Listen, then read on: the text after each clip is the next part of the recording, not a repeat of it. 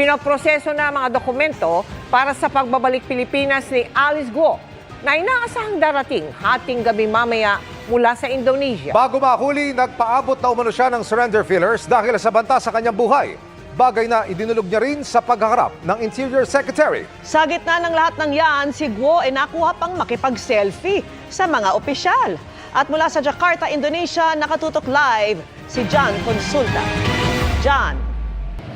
Mel, Evil, Vicky, opisyal na ngang na-turn over ng Indonesian authorities itong si Mayor Alice Guo sa law enforcement groups ng Pilipinas.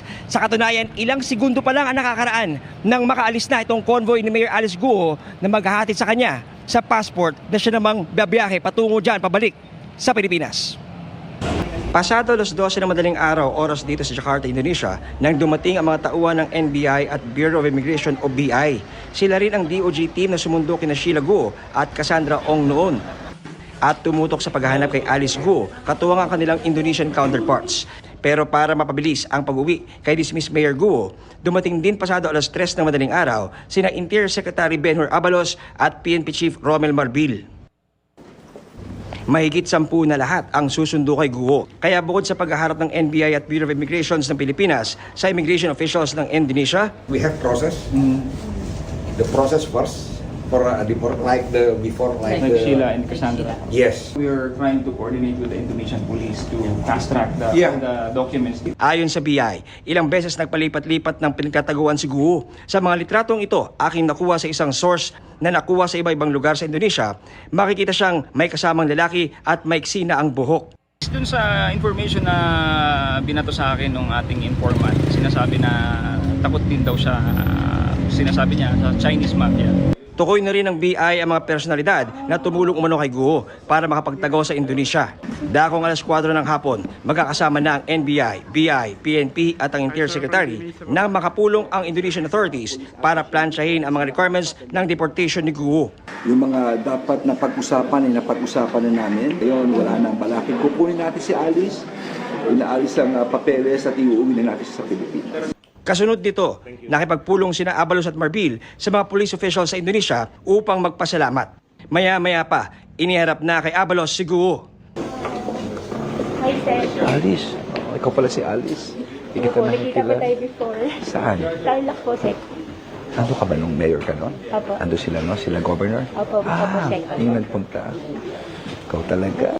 Sa live stream ni Abalos sa Facebook, maririnig sa isang punto si Guo na humingi ng tulong kay Abalos dahil sa umano'y death threat, pero nawala ang audio sa tugon ni Abalos. Sir, katulong. May decret po kasi. Di bale, basta importante. Totoo, tingnan Opo, sir. natin Opo. ito. Ha? Kaya nga, kumuha na kami ng private plane dito para maano. Kasi ako tingin ko, para ngayon Chinese. Kasunod nito ay pinroseso na ang mga papeles ni Guo. Ipinakita rin ni Guo ang kanyang Philippine passport. Sa isang punto, nakapag-selfie pa sa kanya ang ilang opisyal mula sa Pilipinas at maging sa Indonesia. You remember me? Okay. Ma'am. Ma'am, dito ma'am. You're going home. How do you feel? I'm good. I'm good. Yeah, I'm good. Are you okay now? Yeah. I'm good. Yung mga accusations sa'yo, you're confident you can answer it? Are you going to go? Are you going to respond? Wala po maling Ma'am, may death threat ka daw. May death threat ka daw. May death threat ka daw, ma'am. May death threat ka. Sorry pa. Ma'am, may death threat ka daw. You media, stop. You media, downstairs. Okay. Pagkatapos ito ay dinala na si Guo sa Immigration Office ng Indonesia.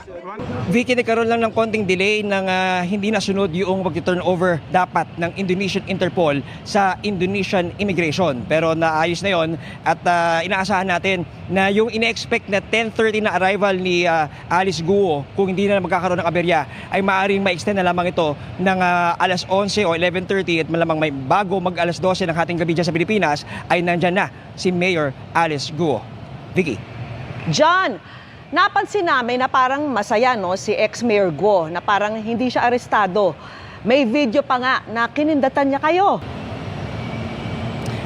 Actually, Vicky, medyo nagulat din tayo no, doon sa kanyang actuation na ine-expect natin nung umpisa na medyo magiging mailap siya, pero kabaliktaran dahil naging very receptive, ngumingiti at at certain points tinatanggal niya yung kanyang mask para makipag-picture nga doon sa mga gustong magpa-picture sa kanya.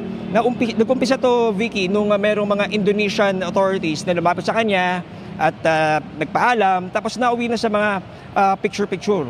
Hanggang sa meron na rin ng ilang sa ating mga opisyal dito sa Pilipinas naman, ang sa tuwaan nila dahil nakuha na nga, ito nga, finally, si Mayor Alice Guo ay nagpa-picture din dito kay Mayor Alice. At sa ating pakikipag-usap kay Mayor Alice Guo, talagang masabi natin na parang she's putting up a happy front. Pero bakas natin, Vicky, no, kanina sa baba dito sa aking kitututunguhan at kinatatayuan na pwesto, nakita ko medyo napaluha siya. Lalo na nung naramdaman niya na eto na, no, kaharap niya na yung Indonesian media at yung Philippine media nasa likuran, nakita ko doon medyo nagpuna siya ng kanyang mata. At I'm sure ito, bakas na, ramdam niya na yung malaking pagbabago sa buhay niya na mangyayari sa oras na makabalik na siya dyan sa Pilipinas. Vicky. John, di ba nakita natin nakikipag-selfie pa siya sa mga opisyal dyan, no? Ano ba yung general mood dyan nung nandun lahat kayo at pati yung Indonesian media? Yes, Vicky, talagang sa halip na matakot, sa halip na talagang makaramdam ng parang ilang, game na game. Itong si Mayor Alice Guo na nakikipagpa-picture. Ang sinasabi lang niya no interview, no interview. Pero pag may lumalapit sa kanya, masaya siya nakikipag-interact. In fact, may mga small talks mga tayo naririnig, no, doon sa ilang mga tao. Kaya nakakagulat dahil kumbaga parang naging malapit sa kanya yung mga taong nakasama niya, yung mga nakaraang araw na siya ay nahulit, nakulong. At lalo na doon sa part ng Indonesian authorities dahil marami pang bumati sa kanya. So dito, Vicky, talagang kumbaga parang kung ituring siya parang rockstar, no? Mm-hmm. Pero I'm sure pagbalik niya, pagsakay niya ng eroplano, doon na magkakaroon ng malaking pagbabago yung kanyang sentimiento, lalo na pag lumapag na siya dyan sa Pilipinas. Vicky. Oh, John, di ba sinabi mo kanina before 12 midnight, tiyak makakalapag na yung eroplano niya rito sa Pilipinas?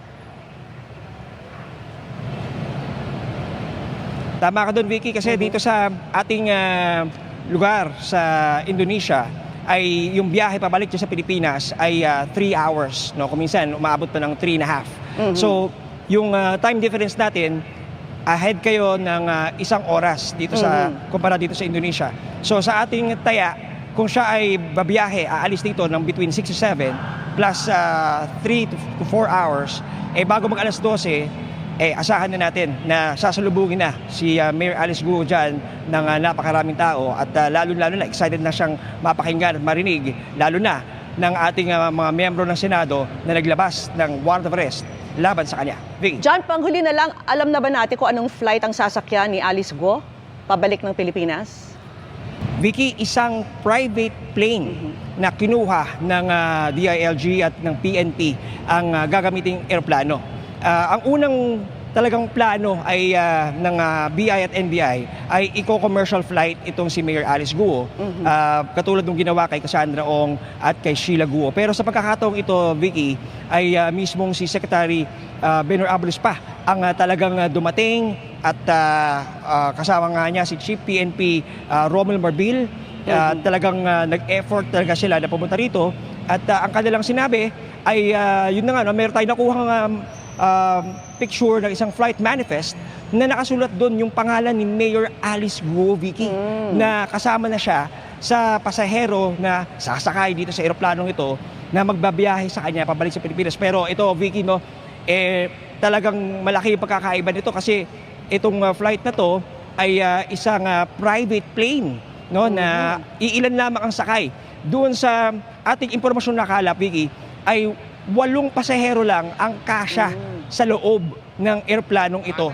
Kaya ang ating ina-expect dito, Vicky, ay talagang espesyal, no? Yung kumbaga yung itong VIP or very important prisoner, yung bit-bit itong si Secretary Abalos at si General Marbil pagbalik niya sa Pilipinas dahil alam naman natin kung gaano kalaki yung talagang usapin na likha ng pag-alis ni Mayor Alice Guo. In fact, kanina, Vicky, sinubukan natin tanungin si Mayor Alice, no, ng ilang mga katanungan. Kasama na dyan kung siya ba talaga ay umalis ng Pilipinas sa pamamagitan ng eroplano o bangka, no? Pero naging mahirap siya sa kanyang mga pagsagot. So, aantabayan lang yan sa inyo na bola, Vicky, sa kanyang pagbalik dyan sa Pilipinas.